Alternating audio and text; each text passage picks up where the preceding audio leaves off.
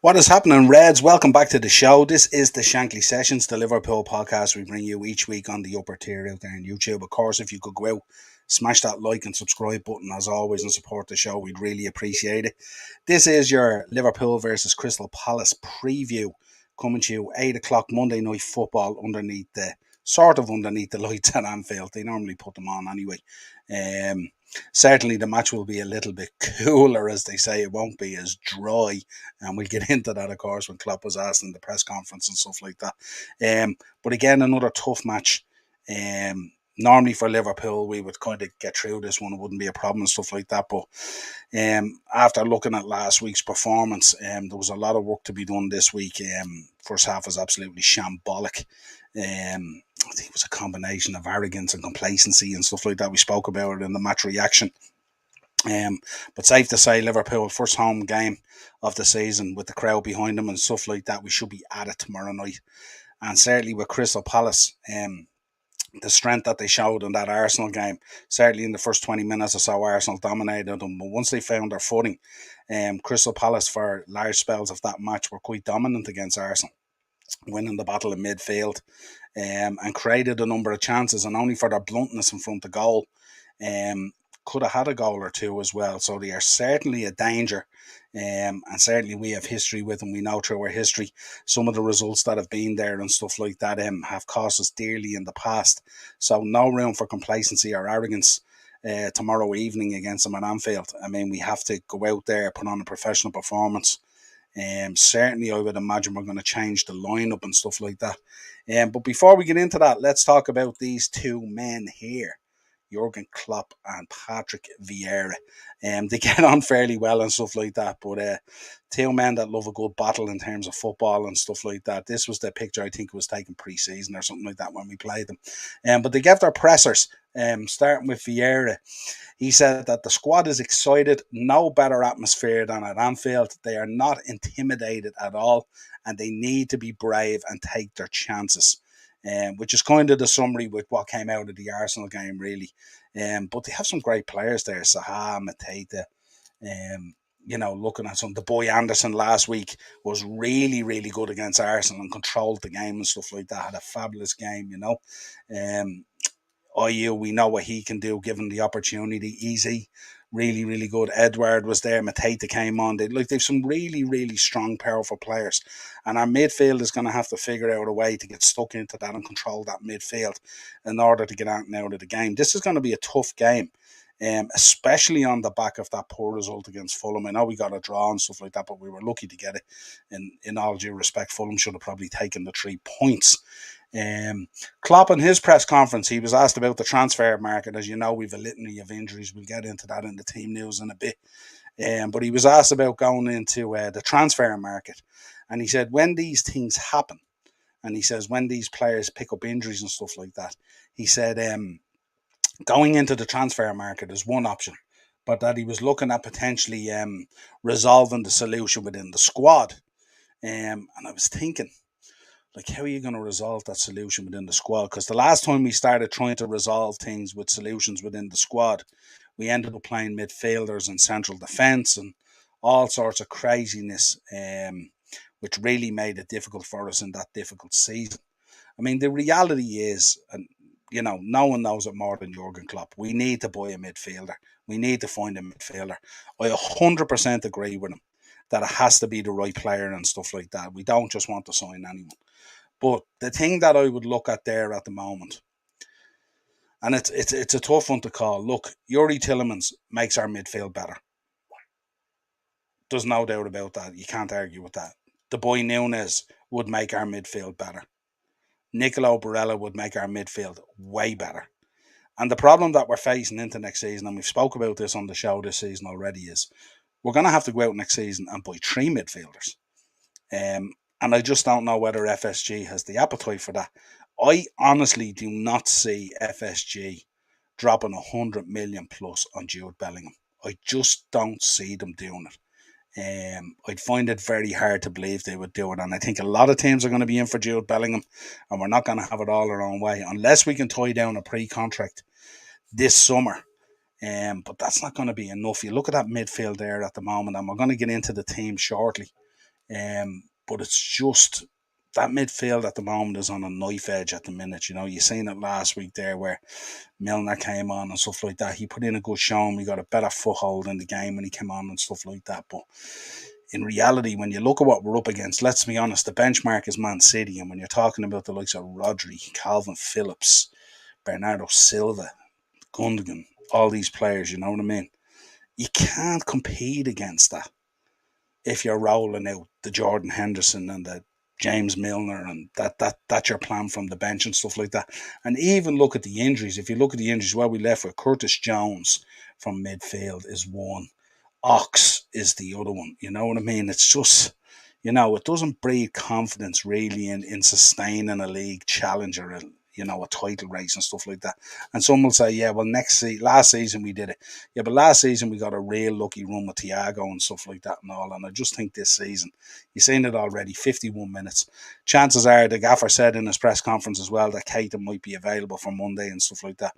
If Keita plays on Monday and he plays against Crystal Palace, the chances are, and I'm putting this out there and I'm touching wood and I hope it doesn't happen, after 70 minutes in the battle in midfield there with those Crystal Palace boys, he's probably going to be hobbling off.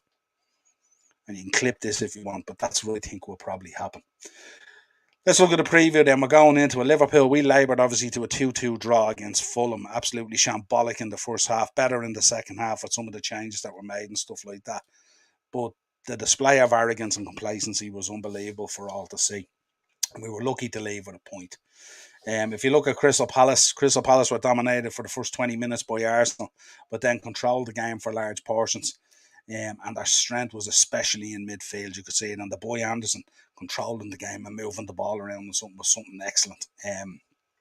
But again, their bluntness up front and putting the ball in the back of the net is what really caused them. If they had a finisher there, Crystal Palace would do much better, and I'm sure Paddy knows that. Vieira. So if you look at the team news at the moment, for us, Keita and Costas may return availability. But Thiago, Kelleher, Ox, Jones, Matip is a doubt. Konate, Ramsey and Jota are all still out at the moment, which is quite a list when you look at it there, because now we're even quite light in central defence. And again, we'll get onto it when we put the team up. If you look at Crystal Palace at the moment, Olise is should return, and they have no fresh worries for Patrick Vieira. James McArthur is expected to be still out, and James Tompkins. So he has a decent squad there to pick from and stuff like that. And they looked pretty strong last week against Arsenal. If you look at the head-to-heads, Liverpool have 35 wins, 11 draws, and Crystal Palace have 14 wins. Now that might seem very lopsided, but if you remember, and Liverpool fans, we will remember this, some of those draws and stuff like that cost us badly in the past. So it's not ideal. If you look at the situation at the moment and the predicament in the league table, this is the league table prior to today's games. As you know, Forest picked up a great win today, and hats off to them. Delighted to see Forest doing well in the league, and also Spurs grabbing a point at the death there. Kind of a crazy game with some crazy refereeing decisions. And again, we'll talk about that. Don't forget, tomorrow night we'll be back at 8:30 with the Monday mashup, and there is going to be plenty to talk about in terms of refereeing decisions this weekend. Hopefully Mark might be available to come on, our resident referee, with Darren as always. But we'll also be talking. Listen, we can't avoid the whole Brentford situation. Brentford, Man United, absolutely shocking. So we'll be talking about that as well. But if you look at the predicament we're in, we're at 12th at the moment. Have a point. Crucial that we get a win tomorrow evening. Crucial, and even more crucial for Crystal Palace because they're down in 17th.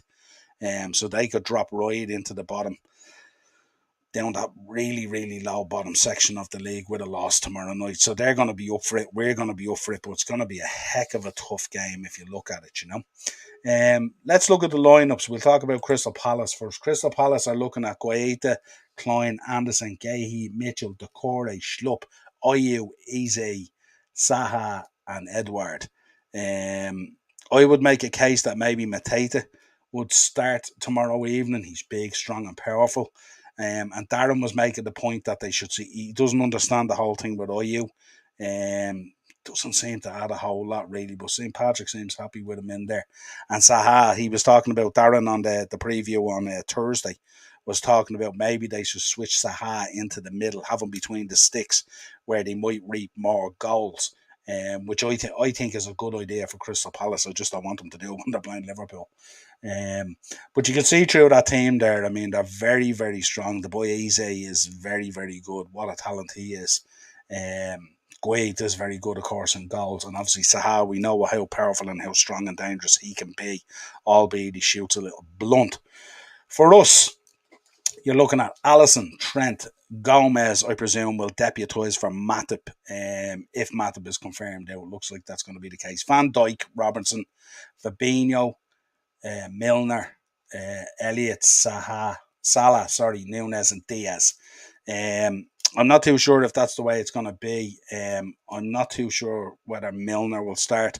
The lineup that I put out here was Alisson, Trent, Gomez, Van Dijk, Robertson, Fabinho, Elliott, Henderson, Salah, Nunes, Diaz. I'm not too sure on that as well. I think he'll definitely start Nunes. I think he has to start first home game. Plus, we'll need him up there to create that kind of physicality within the Crystal Palace defence.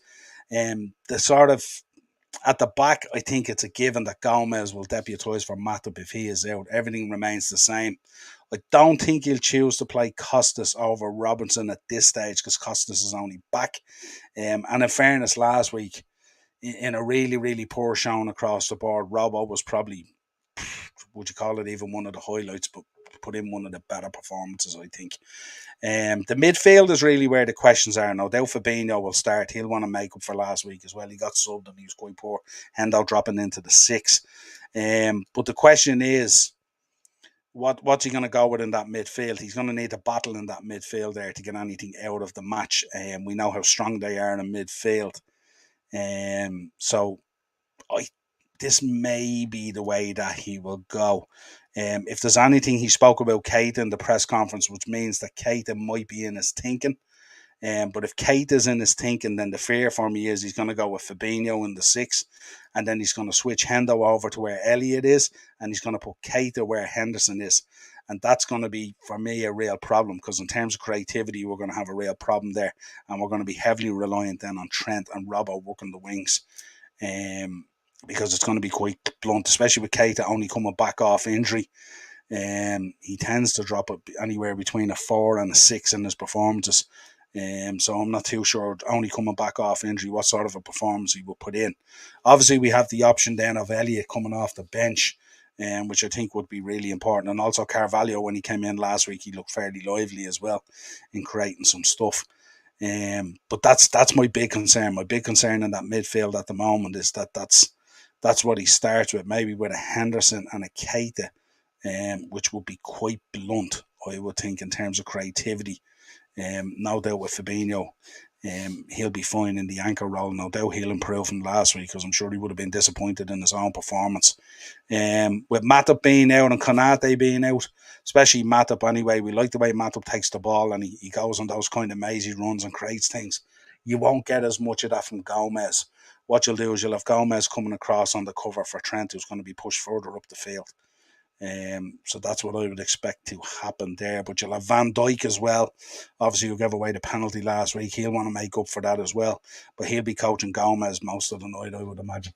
And then it's a question whether he goes with Robbo or he goes with Costas if he feels Costas is ready to go. Costas' final ball into the box is better than Robbo's. But Robbo's battling back and is tenacious. Might be tenacious way, might be what's needed against Crystal Palace. We'll have to wait and see.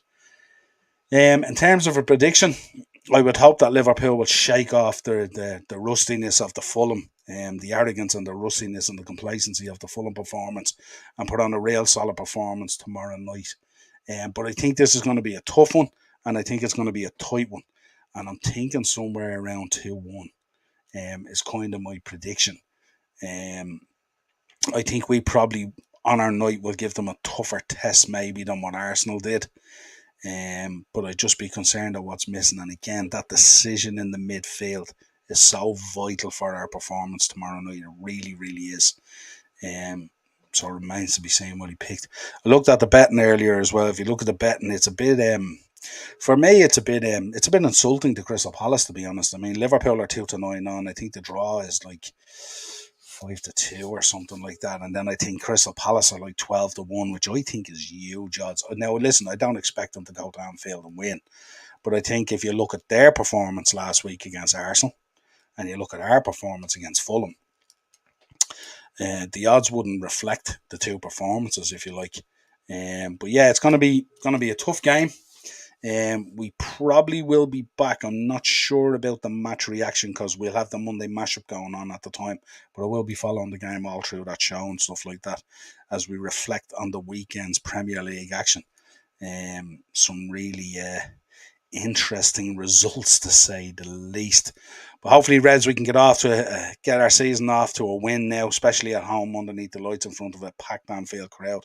They'll be they'll be watering at the mouth to see the boy Nunez, and I think that's a given. I don't think Bobby can start, so Nunez will be the guy who will start. As always, we will be back. Hopefully, we'll be able to squeeze in a match reaction tomorrow evening after the Monday mashup. I'll follow the match here during the show anyway. And hopefully we can get the 3 points and move right up the table and start putting on a bit of a charge and getting back to where we were. Until next time, as I ask always drop a like on the video and subscribe to the channel and stuff like that if you're enjoying the content. Don't just go in blind and stuff like that. We really appreciate all your support, but the likes are really, really important to us at the moment, and the subs, of course, as we try to push on. I think we're near the 400 now. We're trying to push on to get to 500 and stuff like that.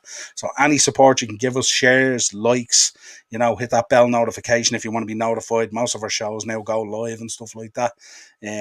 Also, I should highlight yesterday, if you were following us on Beat the Bookie, and one Morris from Cheapy Production followed us, and he picked up a nice bet yesterday, nearly 200 quid. My treble came in, the Saturday treble with the 3 draws. Tidy little bet. It was about 33-1.